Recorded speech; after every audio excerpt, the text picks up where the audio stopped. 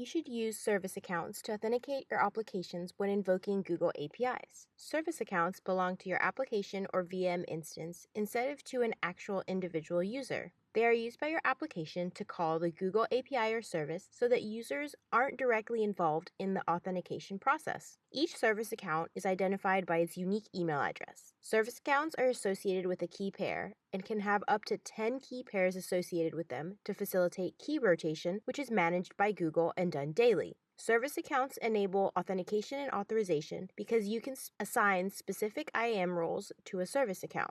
You can create external keys to be used from outside GCP. They require that you manage the security of the private key and perform management operations such as key rotation. External keys are manageable through the IAM API, G-Cloud, and the GCP console. You can optionally use API keys to call certain APIs that don't need to access private user data. API keys are useful in clients such as browser and mobile applications that don't have a backend server.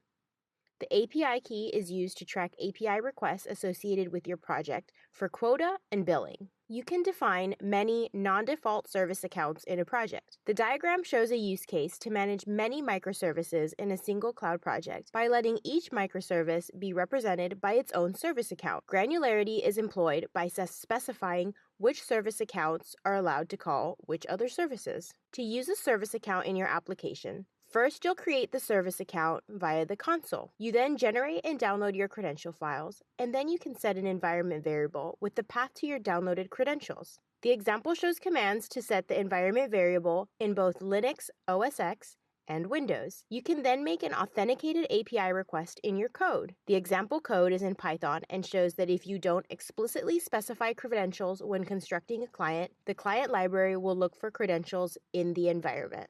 Google uses credentials to identify your application for quota and billing, and to authorize access to GCP APIs, resources, and features. GCP client libraries use Application Default Credentials, ADC, to find your application's credentials. Credentials are checked for in the following order. ADC will check for the Google_application_credentials environment variable. If the environment variable is set, ADC will use the service account file that the variable points to. If the environment variable isn't set, ADC will use the default service account that Compute Engine, Container Engine, App Engine, and Cloud Functions provide, assuming that your application runs on those services. If neither the environment variable nor the default service accounts can be found, an error will occur. The example demonstrates using Python to implicitly find the credentials, assuming that either the environment variable is set or the application is running on Compute Engine, Container Engine, App Engine, or Cloud Functions.